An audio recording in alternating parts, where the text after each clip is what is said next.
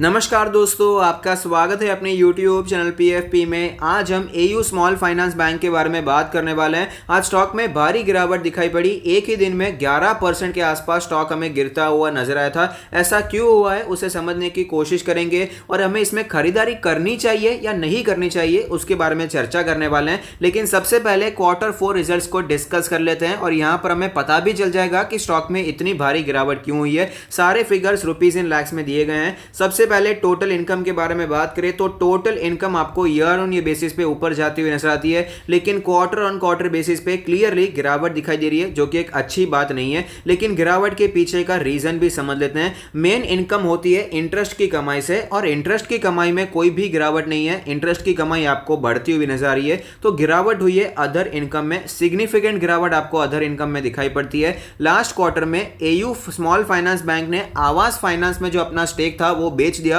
उससे one time profit हुआ, वो अदर इनकम में गिना है। ये बार बार प्रॉफिट नहीं होता और इसी के कारण आपको फिलहाल टोटल इनकम नीचे जाती हुई नजर आती है।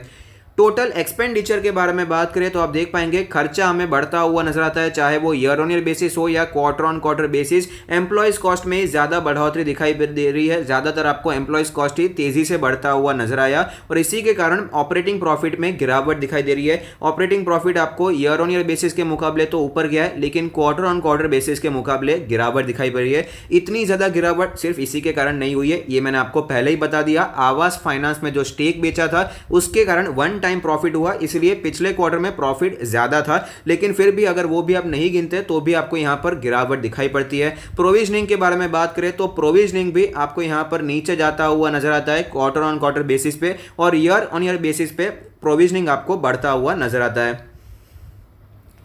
अब सबसे इंपॉर्टेंट नेट प्रॉफिट के बारे में बात करें तो नेट प्रॉफिट आप देख पाएंगे ईयर ऑन ईयर बेसिस पे बढ़ चुका है और क्वार्टर ऑन क्वार्टर बेसिस पे नीचे आता हुआ नजर आता है, जिसका रीजन मैंने आपको ऑलरेडी बता दिया है। तो ओवरऑल प्रॉफिटेबिलिटी के बारे में बात करें तो ऑफकोर्स यहाँ पर प्रॉफिटेबिलिटी में फिलहाल तो कोई बड़ा डेंट पड़ता हुआ नजर नहीं आया, लेकिन आज जो शेयर में गिरावट थी उसके पीछे का जो मेन रीजन है वो है एनपीए का रीजन। ग्रॉस एनपीएस और नेट एनपीएस बहुत ही तेजी से बढ़ गए हैं। आप देख पाएंगे जीएनपीए का जो परसेंटेज है 4.25% है, जो कि पहले 1% के आसपास था, और ईयर ऑन ईयर बेसिस भी 1.68 से सीधा जंप होकर 4.25% हो चुका है। हम क्वार्टर ऑन क्वार्टर बेसिस पे इसे कंपेयर नहीं कर सकते, क्योंकि गाइडलाइंस थी, सुप्रीम कोर्ट ने कहकर रखा था कि आप इसे एनपीए डिक्लेयर नहीं करेंगे, तो पिछले क्वार्टर के तो हम कंपेयर नहीं कर सकते हैं, लेकिन पिछले साल का तो कर सकते हैं। 1.68 से जंप होकर सीधा 4.25 हो चुका है, तो ऑफकोर्स ये अच्छी बात नहीं है। नेट एनपीएस के बारे में बात करें तो 0.81 से बढ़कर सीधा 2.18% होता हुआ नजर आता है। तो ओवरऑल एनपीए के इशू की वजह से आज हमें स्टॉक में भारी गिरावट दिखाई पड़ती है।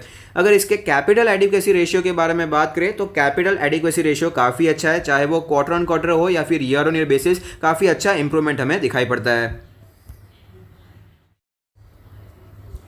स्टॉक के बारे में बात करें तो लास्ट ट्रेड प्राइस है 1004, जो कि आज हमें ऑलमोस्ट 11% नीचे आता हुआ नजर आया। मार्केट कैप 31,000 करोड़ की है। डिविडेंड यील्ड 0 है। अगर बात करें इंडस्ट्री के पी रेशियो के बारे में तो वो 28 है और उसी के साथ चलता हुआ नजर आता है। लेकिन जैसे मैंने आपको कई बार बताया है, फाइनेंशियल स्टॉक को एनालाइज करते वक्त प्राइस टू बुक रेशियो देखना बहुत ज्यादा जरूरी होता है, और AU स्मॉल फाइनेंस बैंक का प्राइस टू बुक रेशियो 11.9 है, जो कि बहुत ही ज्यादा प्रीमियम वैल्यूएशन दिखाई पड़ता है। HDFC बैंक का, जो कि सबसे अच्छी बैंक मानी जाती है फंडामेंटली स्पीकिंग, कोटक बैंक का आप कंपेयर कर सकते हैं, तो आपको क्लियरली पता चलेगा AU स्मॉल फाइनेंस में आपको बहुत ही ज्यादा प्रीमियम वैल्यूएशन दिखाई दे रहा है, और उसका रीजन इसका फाइनेंशियल ट्रेंड है। आप देख पाएंगे कितनी शानदार ग्रोथ दिखाई दे रही है। 2018 में इसका जो रेवेन्यू था 2.16 करोड़ का था, जो कि बढ़कर 2021 में 6.4 करोड़ का हो चुका है। और अगर प्रॉफिट के बारे में बात करें तो यह भी लगातार एकदम बढ़ता ही जा रहा है, 0.29 से बढ़कर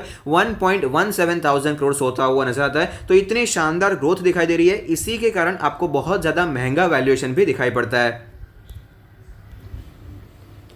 स्टॉक के चार्ट पर हमें क्लियरली पता चलता है कि 1300 के लेवल पर डबल टॉप बनाने के बाद स्टॉक में हमें गिरावट दिखाई पड़ रही है। रिकवरी आई थी लेकिन रिजल्ट्स अच्छे नहीं आई, एनपीए की सिचुएशन खराब हो गई, तो और वापस हमें यहां पर स्टॉक नीचे आता हुआ नजर आता है। ऑलरेडी 1300 के लेवल से 1000 के लेवल तक स्टॉक हमें आता हुआ नजर आया है। अगर पिछले एक साल के डेटा के बारे में बात करें, पिछले एक साल का मूवमेंट देखेंगे तो आप देख पाएंगे 1250 के आसपास इसका ऑल टाइम हाई था। उसके बाद मार्केट में क्रैश आया, 400 रुपए के आसपास का अपना लो बनाया और उसके बाद शानदार तेजी हमें कंटिन्यू रहती हुई नजर आई। 1250 के भी स्टॉक ऊपर जाता हुआ नजर आया, 1300 के हाई लगते हुए नजर आए थे। अगर इसके वीकली चार्ट्स के बारे में बात करें जहां पर एक कैंडल 1 वीक को रिप्रेजेंट करेगी, तो आप देख पाएंगे 2017 में लिस्टिंग हुई, उसके बाद कोई इतने शानदार रिटर्न्स नहीं बने थे, लेकिन 2020 के शुरुआत से पहले पहले इतनी तेजी आ गई, स्टॉक बहुत ही तेजी से ऊपर गया, बाद में क्रैश आया और फिर से स्टॉक हमें ऊपर जाता हुआ नजर आता है। और फिलहाल स्टॉक अपने ट्रेंड को फॉलो करता हुआ नजर आ रहा है, फिलहाल अच्छे ट्रेंड में हमें जाता हुआ नजर आता है। तो कैसा स्टॉक है, क्या हमें निवेश करने के बारे में सोचना चाहिए या नहीं सोचना चाहिए? तो कुछ पॉजिटिव चीजों के बारे में बात करें तो पॉजिटिव ये है कि इसका जो ग्रोथ है फैंटास्टिक है, बहुत ही तेजी से ग्रो करने वाली बैंक हमें दिखाई दे रही है, ये उसका मेन पॉजिटिव बात है। अगर कुछ नेगेटिव साइड के बारे में बात करें तो इसका वैल्यूएशन ने सब कुछ फैक्टर्ड इन पहले से ही कर लिया है। इतनी अच्छी ग्रोथ है तो वैल्यूएशन भी तो बहुत अच्छा है, आपको चीप वैल्यूएशन पे तो स्टॉक अवेलेबल नहीं है, ये भी एक सोचने वाली बात है। दूसरी जो मेन बात है कि एयू स्मॉल फाइनेंस बैंक ज्यादातर राजस्थान में आपको कॉन्सेंट्रेट दिखाई देगा, जो कि मेरे हिसाब से एक अच्छी बात नहीं है। एक ही एरिया पे इतना फोकस नहीं होना चाहिए, उस एरिया में अगर कुछ प्रॉब्लम आती है तो ये बैंक बहुत ही तेजी से आपको नीचे गिरता हुआ नजर आएगा, स्टॉक प्राइस में भारी गिरावट भी दिखाई पड़ सकती है, तो ये एक नेगेटिव पॉइंट भी है। और एनपीए की सिचुएशन आपको ज्यादा दिखाई पड़ेगी क्योंकि ये ज्यादातर आपको रूरल एरियाज में कामकाज करता है, माइक्रो फाइनेंस पर ज्यादा फोकस दिखाई पड़ता है, तो इसीलिए रिस्क यहां पर बहुत ही ज्यादा है। तो जो रिस्क टेकिंग इन्वेस्टर हैं, जो कि high growth high risk share में इन्वेस्ट करना पसंद करते हैं, उनके लिए एयू स्मॉल फाइनेंस बैंक बहुत ही अच्छा है। लेकिन जो सेफ रहना चाहते हैं वो HDFC bank, Kotak Mahindra bank, ऐसे बैंक्स में निवेश करेंगे तो ही मेरे हिसाब से बेहतर रहेगा।